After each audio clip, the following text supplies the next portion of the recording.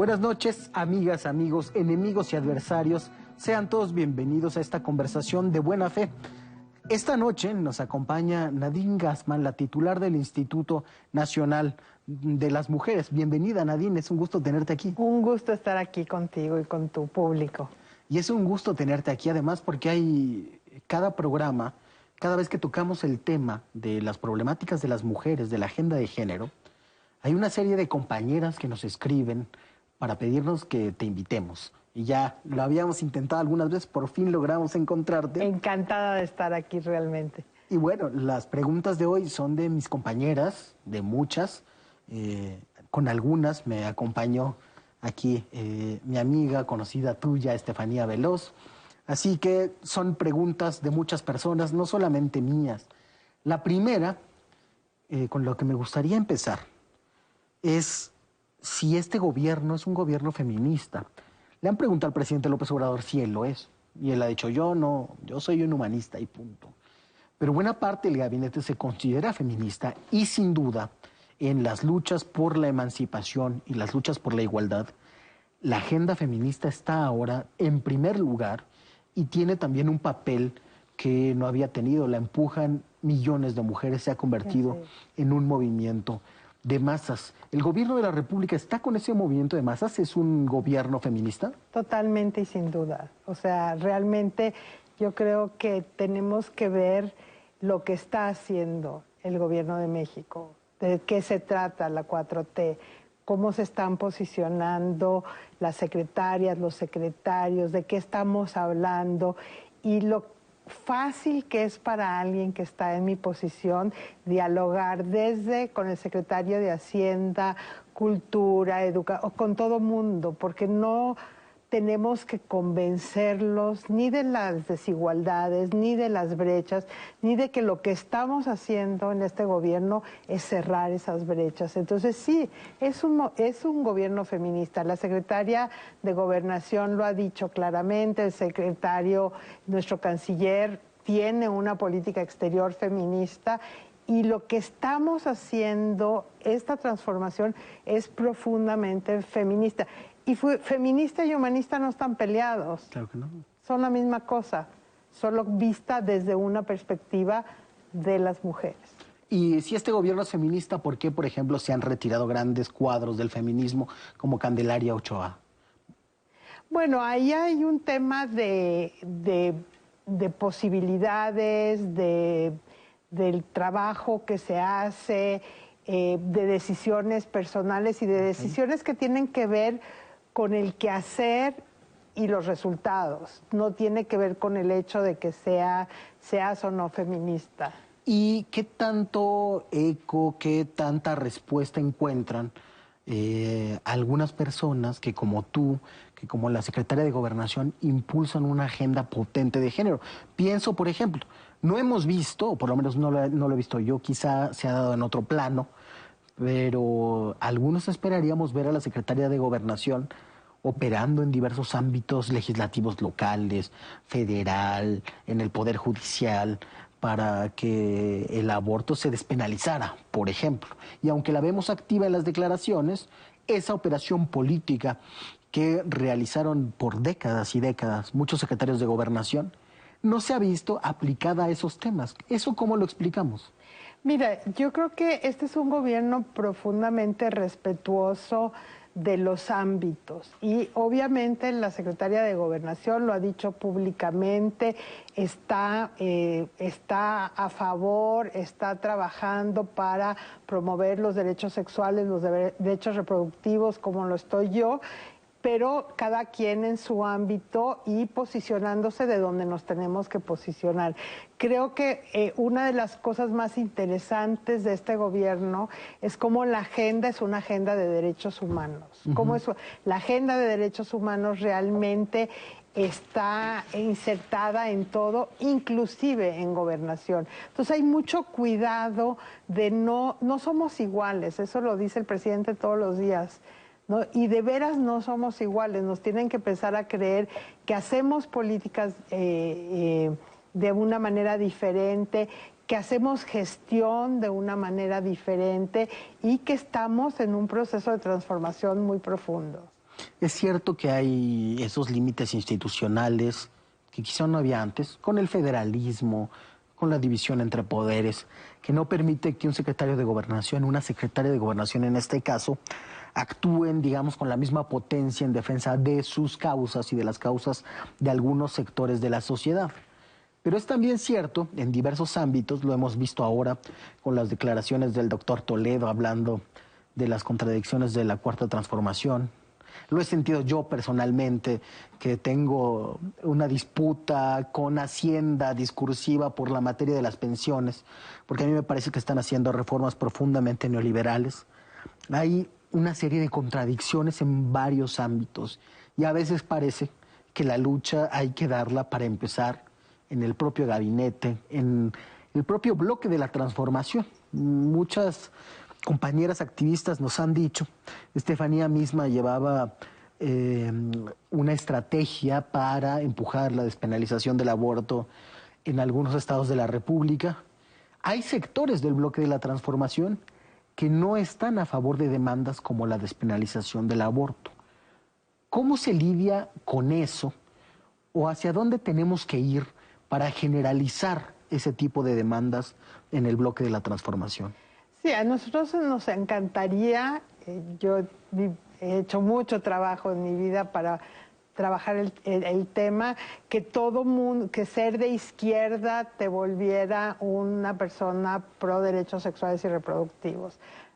Sabemos que no es, hay que trabajarlo, hay que convencer, hay que entender también las fuerzas políticas. O sea, nosotros hemos hablado cuando estaba la discusión en Oaxaca, dando argumentos, ahí salió bien, ¿no? Pero también hablamos en Hidalgo y ahí otros intereses. Desafortunadamente, y Estefanía lo sabe muy bien, y tú lo sabes muy bien, yo lo sé muy bien, el tema de los derechos sexuales y reproductivos son de esas materias que se siente que es fácil negociar con ellas.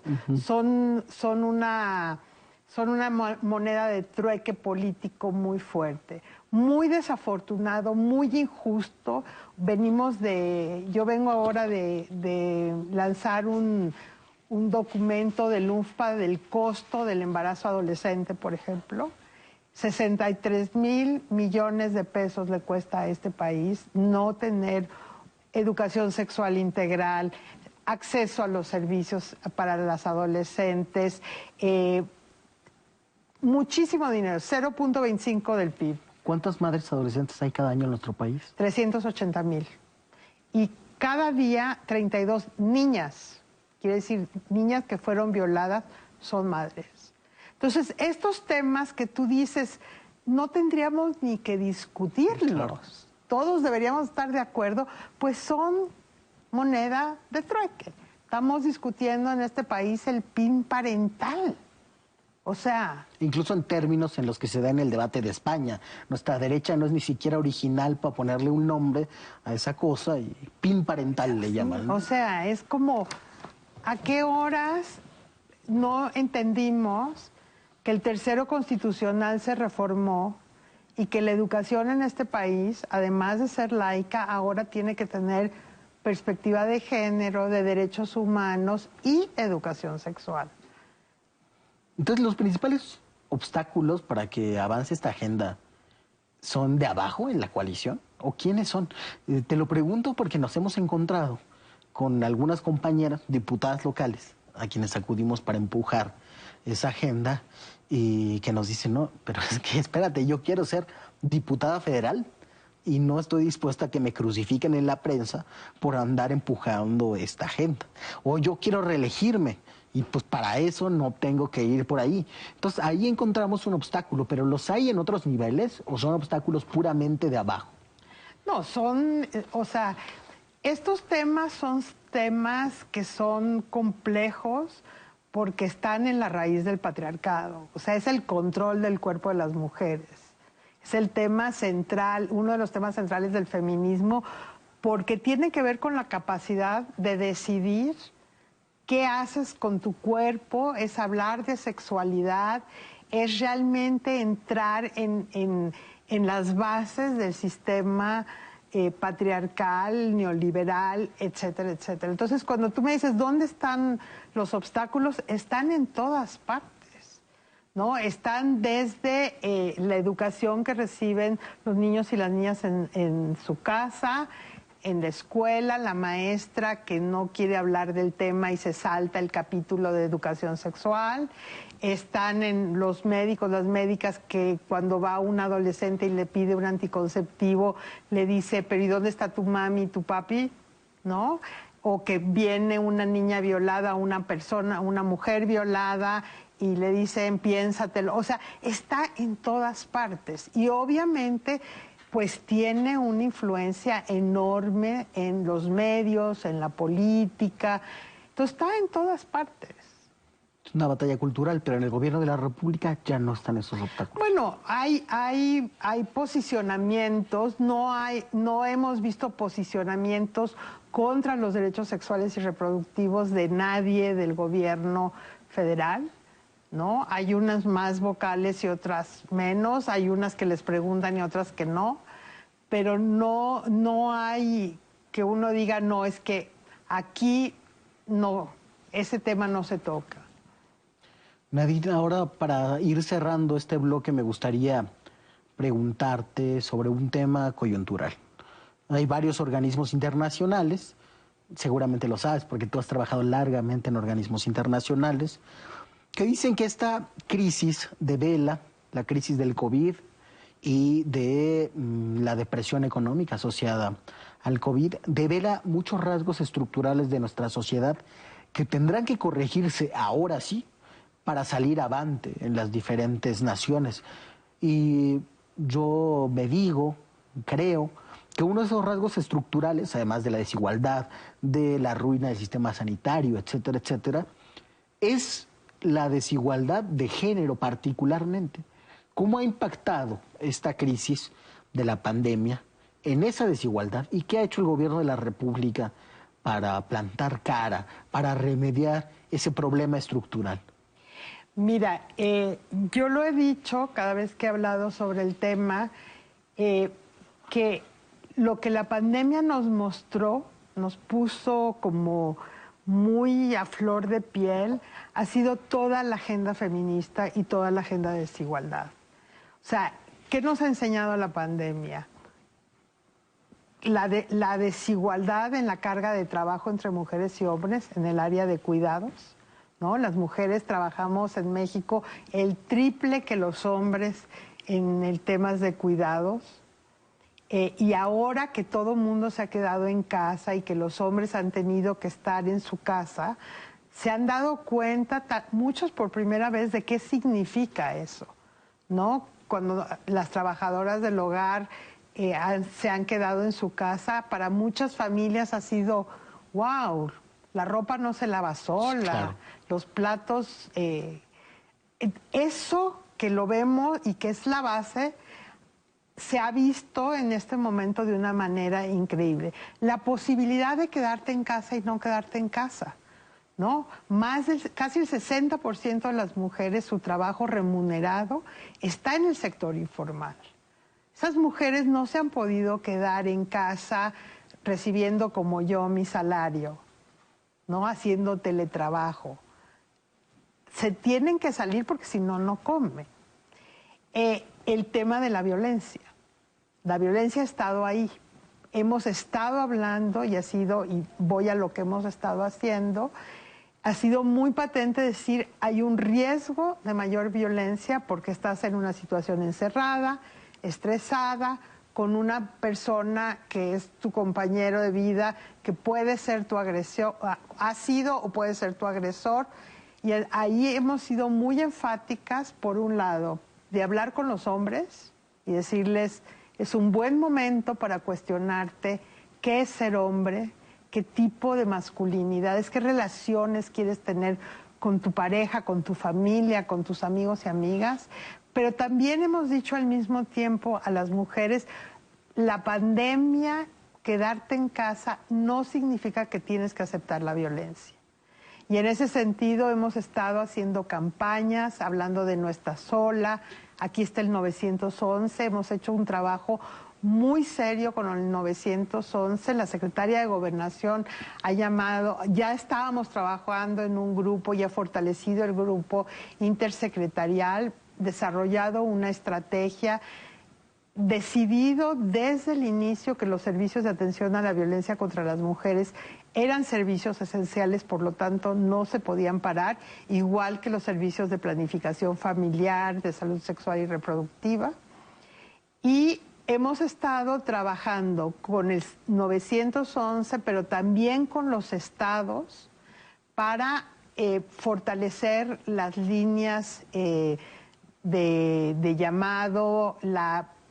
Ha sido muy interesante ver lo que han hecho los estados y municipios en términos de decir, bueno, antes teníamos un servicio donde las mujeres tenían que venir, ahora tenemos email, tenemos WhatsApp, y cuando empezamos a ver que de ciertas zonas no venían las mujeres, empezamos a perifonear porque pensamos esas mujeres no tienen acceso. O sea, ha habido desde el punto de vista de la atención a la violencia una campaña importante, mucho cuidado y respuesta.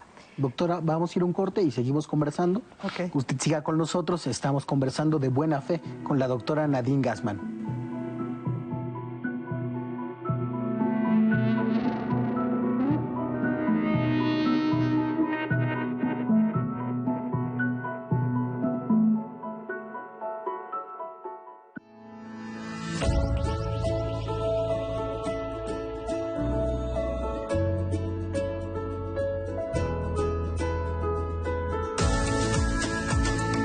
Hoy, la sonrisa la tenemos en los ojos. El 11 siempre contigo.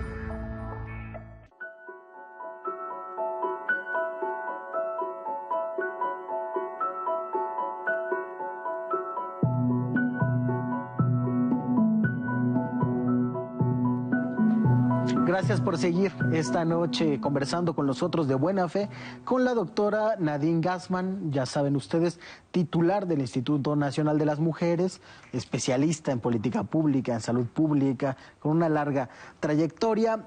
Doctora, nos comentaba de las cosas que han hecho, particularmente sobre la problemática de violencia, por ejemplo.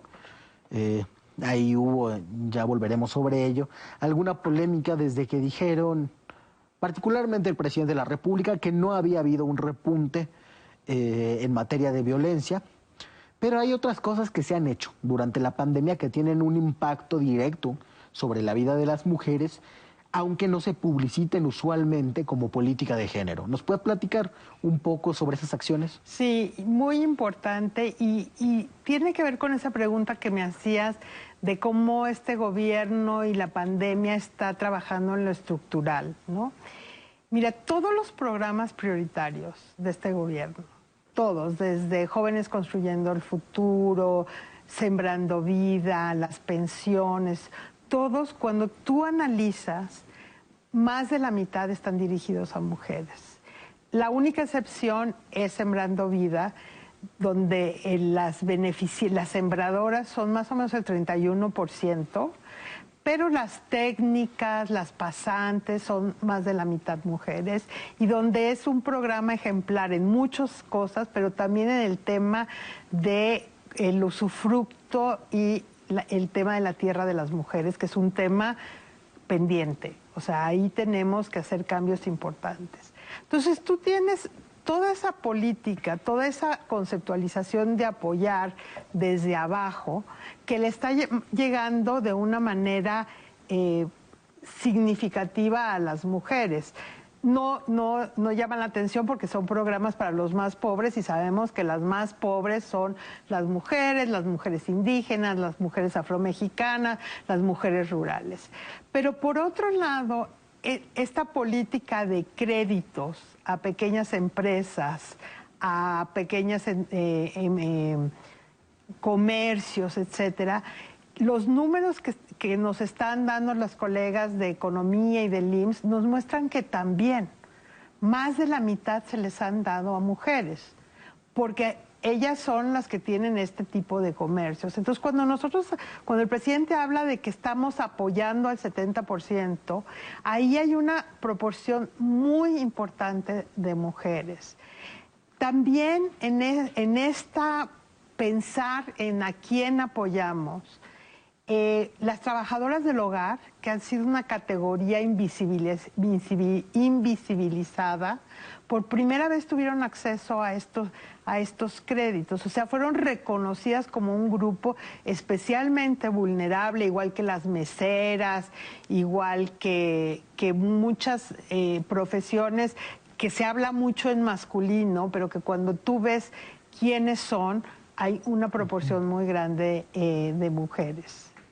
Doctora, por ejemplo, en Jóvenes Construyendo el Futuro, ¿qué porcentaje de beneficiarias son mujeres? Son alrededor de 60% mujeres. Y hemos estado trabajando con la secretaria alcalde para incorporar una perspectiva de género en la capacitación, en pensar, por ejemplo, cómo Jóvenes Construyendo el Futuro en una nueva versión, digamos la segunda, puede incorporar el tema de cuidados como un área de profesionalización, un área que... Porque mira, una de las cosas que no hemos hablado y que también es un tema muy importante para el Instituto Nacional de las Mujeres es ver el tema, la necesidad de un sistema de cuidados, ecosistema de economía, cuidados y seguridad. O sea, nosotros estamos trabajando con la Secretaría de Hacienda, de Trabajo, de Economía, de Bienestar, en una conceptualización donde construyamos un sistema nacional de cuidados que al mismo tiempo incorpore a las mujeres en el mercado formal de trabajo, y esto es una cosa que el secretario de Hacienda dice siempre, que eso es lo que va a hacer crecer a México, pero que además tome en cuenta la situación de falta de seguridad y la necesidad que las mujeres tenemos de salir a trabajar sabiendo que nuestros seres queridos son cuidados y están seguros. Entonces estamos trabajando en este ecosistema, estamos innovando tanto desde cómo estamos viendo el trabajo y reconocer que hay trabajo de cuidados, que es trabajo, que tiene que ser remunerado, que tiene que ser una política pública, que tiene que haber una corresponsabilidad en la familia, pero también de políticas públicas y del sector privado, que es corresponsable en el tema de cuidados. Ahí es un tema muy importante, que además es el sustento para que las mujeres puedan salir a trabajar tranquilas y fomentar la seguridad y la paz. Ahí quizá yo sí veo un obstáculo en una concepción de familia que es propia del presidente de la República. Me llama mucho la atención, es cierto lo que él dice de que la familia es la principal institución de seguridad social de México y la compara con otros países. En realidad creo que hay mucho de romántico ahí, porque en general en las sociedades que tuvieron procesos de modernización más incompletos, es la familia y son las mujeres quienes se ocupan del trabajo de cuidados, que en otras sociedades más modernizadas o con elementos más complejizados en la división del trabajo, pues adquieren instituciones especializadas. Esta concepción de familia muchas veces hace invisible que con el trabajo no remunerado de las mujeres que realizan esos cuidados, digamos que se subsidia a la economía formal, ¿no? O se crean las condiciones de posibilidad para que todo lo demás pueda andar. Y que en esa relación hay una opresión fundamental, porque es un rol que es impuesto por la sociedad patriarcal que tenemos. Sin embargo, al romantizar y ver solamente la parte luminosa de esa familia y de estas cosas que dice el presidente, de que, por ejemplo, son las mujeres las que se quedan al cuidado de los padres, porque los hombres se van y son más desapegados o desprendidos, algo así dijo. Ahí se deja de un lado que se tienen que rebalancear esas relaciones de cuidado al interior de las familias y en general el poder al interior de las familias. ¿Le han dicho esto al presidente de la República? Bueno, es parte de la política pública, de eso se trata el Proigualdad, y nosotros sabemos que las familias son lugares de amor, de luz, pero también de riesgo. El tema de la violencia intrafamiliar es un tema que sabemos, y lo que tú dices es esencial. O sea, ese pedacito que no se ve, ese que funcionen las cosas, esta parte de cuidado que las mujeres hacemos 3 veces más que los hombres, constituye más o menos el 21% del PIB. O sea, si eso se cuantificara, tendríamos 21% más del PIB. Entonces, obviamente, toda la propuesta de cuidados, de un sistema nacional de cuidados, de realmente trabajar en la corresponsabilidad, en redistribuir, reconocer y retribuir el cuidado, es exactamente llegar a eso, es decir, esto es un tema que es de la sociedad, nos tenemos que hacer cargo, es parte de la transformación, no va a haber transformación si no hay este movimiento hacia derribar el patriarcado, hacia cambiar el modelo neoliberal, o sea, uno está basado en el otro, ¿no? Entonces, obviamente hay que hacer estos cambios son el DNA del Proigualdad, que es el Programa Nacional de Igualdad entre Mujeres y Hombres, que deriva del Plan Nacional de Desarrollo y que es un programa especial donde te cuento que para hacerlo oímos a casi 5,000 mujeres de todo el país, hicimos foros en todo el país, dialogamos con más o menos 70 dependencias del gobierno y sacamos un programa muy robusto que tiene líneas de acción muy claras de qué va a hacer cada quien para justamente hacer esta transformación en las relaciones de poder entre mujeres y hombres. El recorte por causa de la crisis actual ha afectado a toda la administración pública federal, pero particularmente quizá por la pertinencia que para la agenda opositora revestía acoger el tema, se habló mucho del recorte para INMujeres y para la agenda de igualdad en general. Pero déjame preguntarte primero por INMujeres. ¿Cómo les afectó el recorte? Las tareas sustantivas que están realizando se han visto profundamente afectadas. Digo, cualquiera con el 75% de recorte diría, déjenme operar. Pero ¿cómo lo están llevando?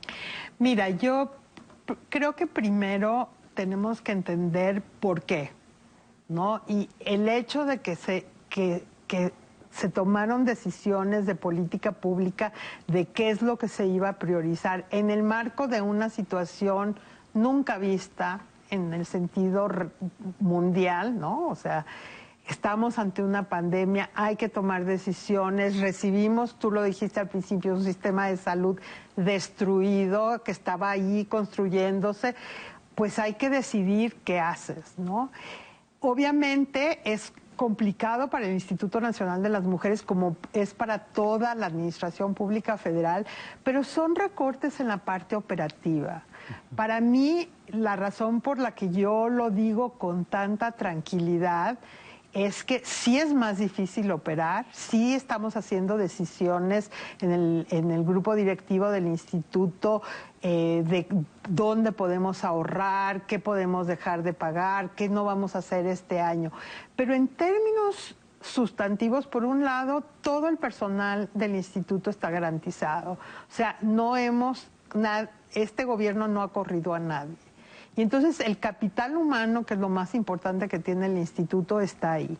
Y los rubros de transferencia que hace el gobierno federal a los estados y los municipios se han mantenido y se han desembolsado en los últimos meses. Entonces, cuando yo digo que el trabajo sustantivo no se ha parado, y acabamos de hacer una evaluación de qué hemos hecho en estos 6 meses, es impresionante que sin poder viajar, sin poder organizar eventos, hemos tenido, por ejemplo, para poner en marcha el Proigualdad, empezar a hacer los planes de trabajo, etcétera, más de 30 reuniones con más de 700 funcionarios públicos. Déjame preguntarte por el Proigualdad y por el famoso anexo 13.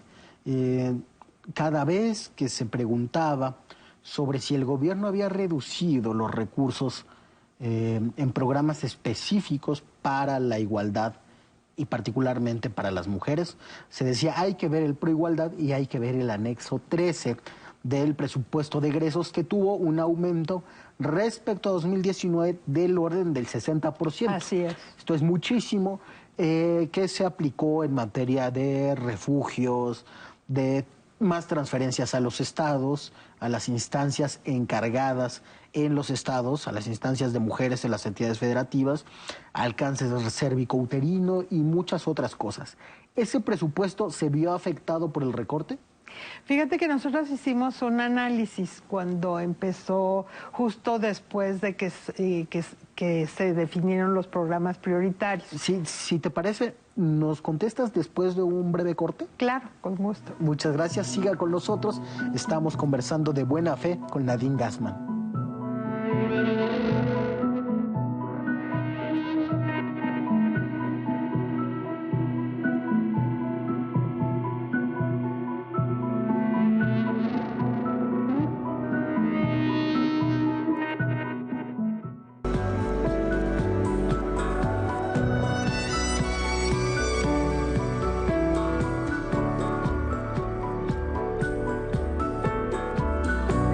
Buenas noches, qué bueno que sigue con nosotros. Estamos conversando con Nadine Gassmann.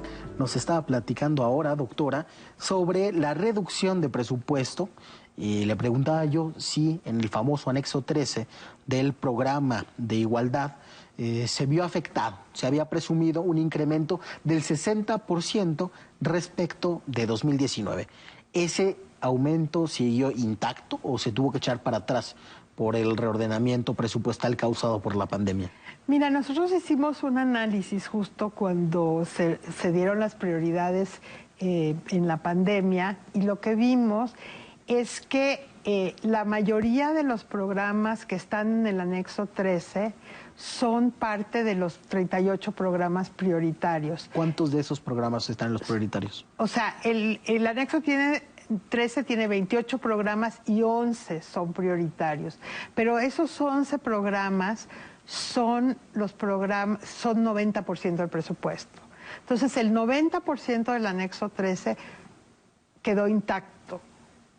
Y eso es muy importante, y se ha hablado mucho de que ha habido recorte, y hay recortes, pero el anexo 13, 90% de los recursos, que son alrededor de 93,000 millones de pesos, quedaron respetados. Esa ha sido una parte de las cuestiones que se han publicitado más. Y otra, pero quizá en un sentido negativo, que consumían también presupuesto, pero que muchas activistas han criticado por su formulación, y quiero saber cómo han quedado después del recorte, son las alertas de género. Muchas activistas han señalado que han sido ineficaces para remediar los problemas. ¿Cuál es su estado actual? Mira, nosotros desde que llegamos hemos estado trabajando, y hemos trabajado con la CONAVIM en el tema de las alertas de violencia de género. Y lo hemos estado discutiendo en los últimos días mucho con la secretaria de Gobernación, con la senadora Malu Micher, etcétera. El espíritu con el que se hicieron las alertas se ha ido desdibujando. Los recursos para las alertas como están, ¿no? O sea, las alertas tradicionales como están, no se han tocado. Hubo ahí un impasse en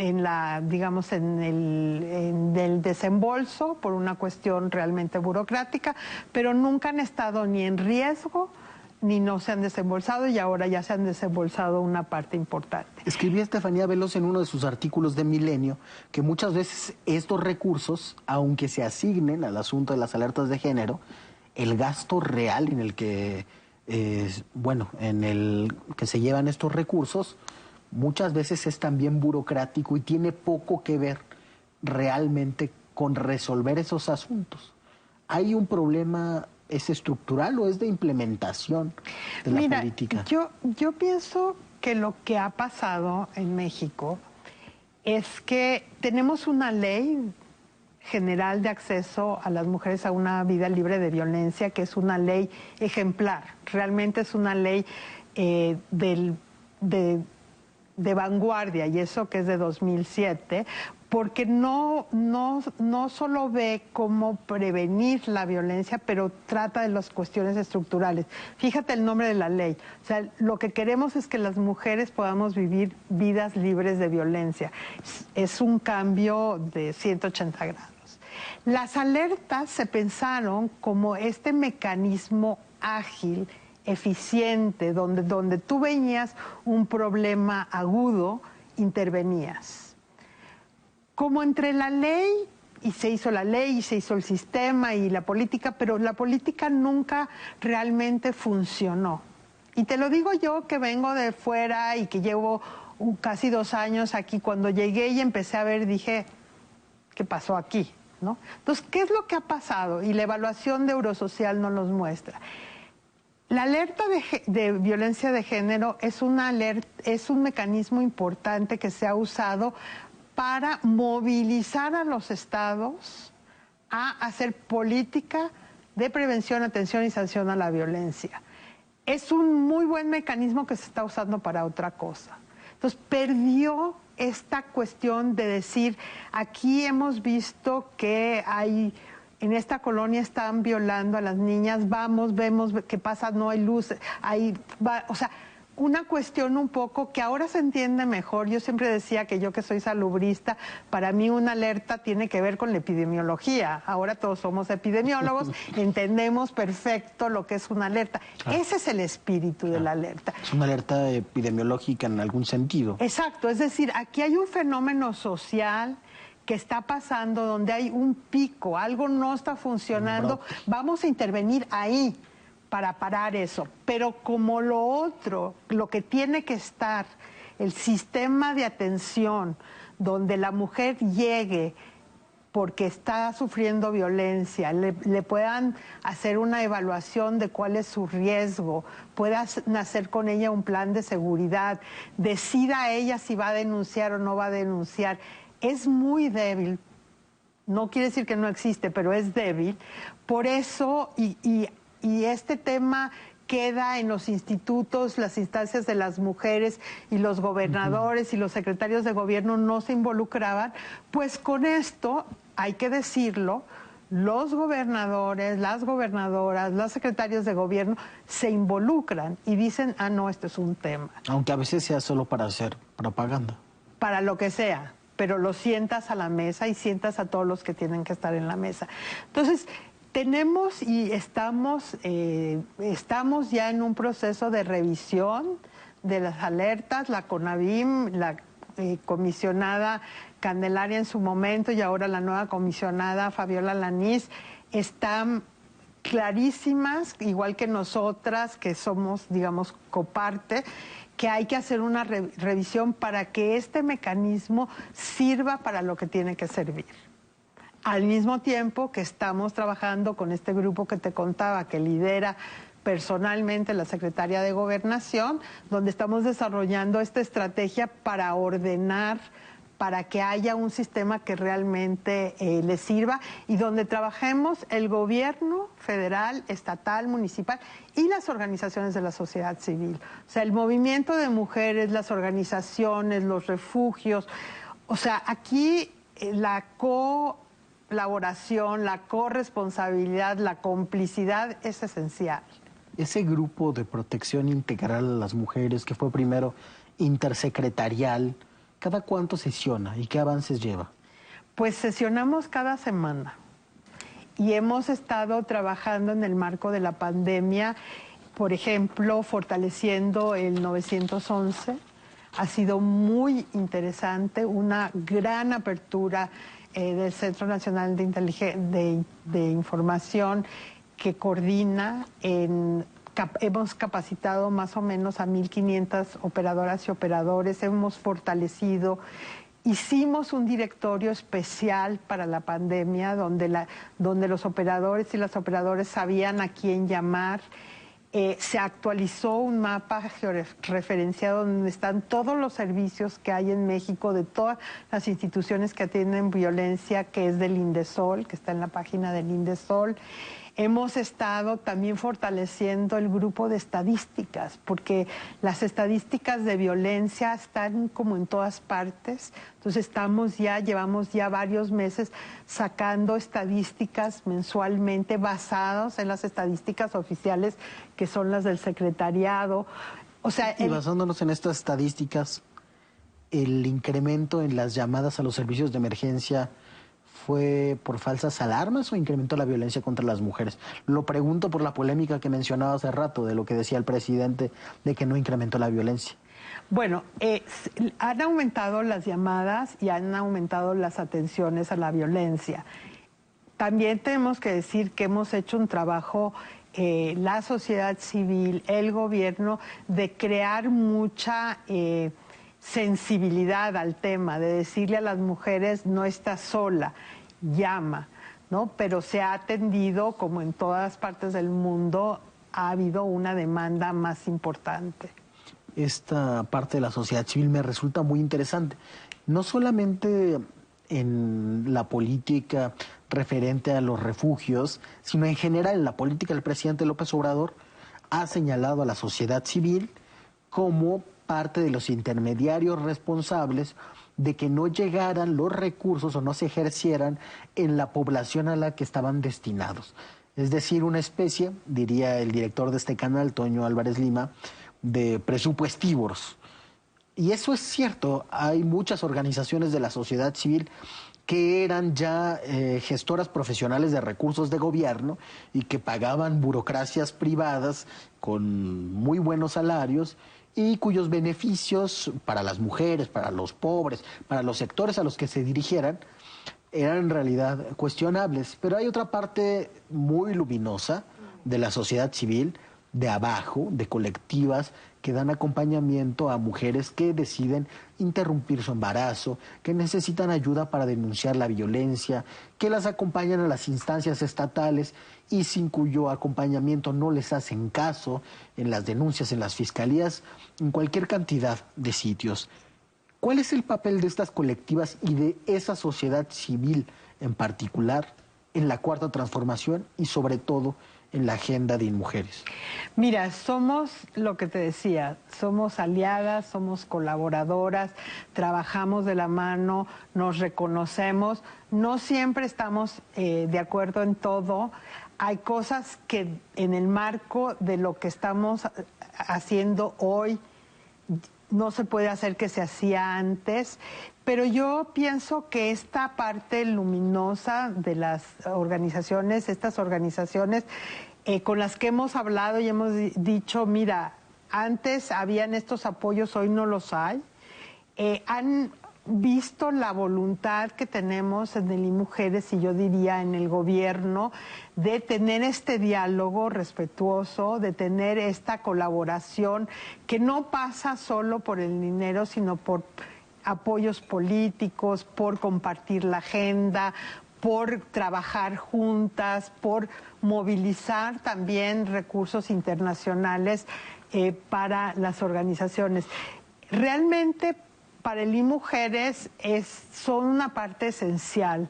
Tenemos un diálogo abierto, las escuchamos con mucho cuidado, aprendemos mucho y realmente nos parece que solo podemos construir lo que queremos hacer si lo hacemos en conjunto. Sí, sin duda ahí se concentra buena parte del saber del feminismo mexicano 100%. que se lleva. Y venimos de ahí. Abajo. O sea, Gibran, nosotros venimos de ahí, no venimos de la estratosfera. Claro. Nosotras venimos de ese movimiento, hemos estado en las calles, hemos hecho lo que hay que hacer y lo que queremos como funcionarias públicas feministas es apoyar esa agenda en el marco de lo que te toca hacer cuando eres funcionaria pública, de la misma manera que a mí me tocó cuando fui funcionaria internacional. Hay cosas que puedes hacer y otras cosas que no puedes hacer. Lo importante es que si estamos yendo hacia el mismo objetivo, cada quien haga lo que le toca hacer. Sí, muchas veces uno como funcionario internacional, como agente internacional, se plantea sobre todo del lado de la demanda, ¿no? De posicionar la demanda a quien deba detenerla. Y ahora les toca a ustedes resolver. Se nos ha agotado el tiempo. estimada doctora. ¿Hay algo que quisiera agregar? No, agradecer, decir que realmente es muy importante en estos momentos de que estamos volviendo a lo que se dice a la nueva normalidad. Decir que para nosotros la normalidad nunca fue buena, entonces no queremos volver a esa, que tenemos que construir esta normalidad más justa, más solidaria, más local. Al final lo que queremos es una nueva normalidad feminista. Eso queremos, doctora Nadine Gassmann. Muchas gracias.